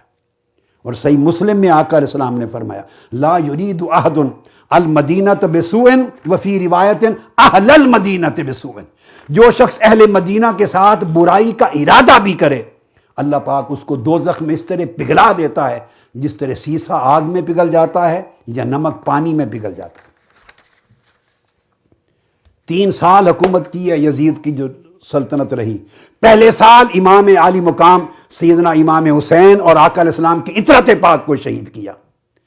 دوسرے سال مدینہ پاک کو تاخت و تاراج کیا اور ظلم کیا، 10,000 قتل کیے اور بدکاریاں کرائیں۔ اور یہاں سے فارغ ہو کر جب یہ چلے تو اس کے بعد پھر مکہ معظمہ پہ حملہ کیا، مکہ معظمہ پہ حملہ کیا۔ 27 ذی الحج 63 ہجری واقع حرہ پیش آیا تھا اور درندگی کی انتہا ہو گئی تھی۔ وہاں سے پلٹ کر پھر یہ فوج یزید کی مکہ معظمہ گئی حضرت عبداللہ ابن زبیر کے ساتھ جنگ کرنے کے لیے۔ 64 دن مکہ معظمہ اور کعبۃ اللہ کا محاصرہ کیا، 64 دن، اور 64 دن محاصرہ رکھنے کے بعد بالآخر پھر پورا محرم کے جو دن بچ گئے تھے وہ بھی، اور سفر سارا جنگ کرتے رہے، محاصرہ ہوا مکہ اور کعبۃ اللہ کا، اور آخر پہ پھر منجنیق توپیں فکس کی اور توپوں کے ذریعے گولہ باری کی کعبۃ اللہ پر، آگ برسائی گئی، گولے برسائے گئے، کعبۃ اللہ جل گیا، غلاف جل گیا کعبہ کا، دیواریں مسمار ہو گئی، اور یہ سارا کچھ ظلم کعبۃ اللہ پر جاری تھا کہ اس بدبخت یزید کی موت واقع ہو گئی۔ اس کی موت کی خبر آئی، حضرت عبداللہ بن زبیر نے صحن کعبہ سے آواز دی بدبختو، تمہارا طاغوت شیطان تو مر گیا ہے، اب کس کا تخت بچانے کے لیے کر رہے ہو؟ جب ان کو یہ خبر ملی کہ یزید مر گیا ہے وہ لشکر وہیں سے چھوڑ کے واپس چلا گیا۔ ان کو اپنے طور پہ کوئی لڑائی نہیں تھی، وہ یزید کے حکم کے تحت لڑ رہا تھا۔ جو ہی خبر پہنچی وہ مر گیا، وہیں چھوڑ کے کعبہ فتح نہیں کیا، اس کی موت پر واپس دمشق پلٹ گیا۔ اور عبداللہ بن زبیر رضی اللہ تعالیٰ عنہ پھر وہاں کے گورنر رہے۔ تو 1 سال واقعہ کربلا ہوتا ہے، اگلے سال مدینہ پاک تباہ و برباد ہوتا ہے، اس کے بعد کعبۃ اللہ جلایا جاتا ہے، اور اسی دوران اس کی موت واقع ہو جاتی۔ کون سی توبہ، کون سی توبہ کا احتمال اور امکان، اور کون سی مہلت اس توبہ کی، اور کس طرح کے ایمان کا امکان سوچنا۔ ایسے لوگ جو اطرت رسول کو قتل کر دیں اور آقا علیہ السلام کی جان کو اذیت پہنچائیں اور آقا علیہ السلام کی روح پاک کو تڑپائیں اور کوفہ سے لے کے دمشق تک، یعنی کربلا میں ان کے مقدس جسموں پر گھوڑے دوڑائیں، ان کے خیمے جلائیں اور ساری طرح رسول کو بے حرمت کریں، وہ توبہ لاکھ بار بھی کر لیں، ان کی توبہ اللہ کے ہاں قبول نہیں ہو سکتی۔ تو اللہ ان کو امکان اور توفیق کب دیتا ہے توبہ کی؟ آقا علیہ الصلوۃ والسلام کی اطرت پاک نے اسلام کے لیے ایک نمونہ قیامت تک پیش کیا ہے، آقا علیہ السلام کے دین کی حفاظت کا، جبر کے سامنے ڈٹ جانے کا، ظلم کے سامنے سینہ سپر ہو کے کھڑے ہو جانے کا۔ امام علی مقام جیت گئے، ظاہراً بے شک شہید ہوئے، وہ تخت ختم ہو گیا، وقت لگا، مگر امام علی مقام نے پوری انسانیت کو ایک راستہ بتا دیا۔ کچھ لوگوں نے عزیمت کی راہ نہیں لے سکے تھے، رخصت کی راہ لی تھی، مگر امام علی مقام نے عزیمت کی راہ لی، وہ عظیم ہو گئے۔ ہمارے ایمان کا تقاضا امام علی مقام، اہل بیت رسول صلی اللہ علیہ وآلہ وسلم کے ساتھ محبت و مودت کرنا، ان کی تعظیم و تکریم، اور ان سے بغض و عناد رکھنے والے کے ساتھ بغض و عناد رکھنا۔ اللہ نے، اس کے رسول نے ایسے لوگوں پر، جس میں یزید ابن زیاد سمیت وہ سارے اعوان و انصار جنہوں نے آقا علیہ السلام کی حرمت اور اطرت پر حملہ کیا ہے، اللہ اور اس کے رسول نے ان پر لعنت کی ہے، ہم بھی لعنت کرتے ہیں۔ اللہ پاک ہمارے ایمان کی حفاظت کرے اور ہمیں سیدہ کائنات کی سمت میں کھڑا کرے قیامت کے دن، امام حسین علیہ السلام کے لشکر کی طرف کھڑا کرے قیامت کے دن، اطرت رسول اور صحابہ رسول کے زمرے میں کھڑا کرے قیامت کے دن، ہم ان کے غلاموں میں شمار ہوں، ان کے دشمنوں کی طرف اللہ رب العزت جانے سے ہمیں اور امت پوری کو بچائے۔ والسلام علیکم ورحمۃ اللہ وبرکاتہ۔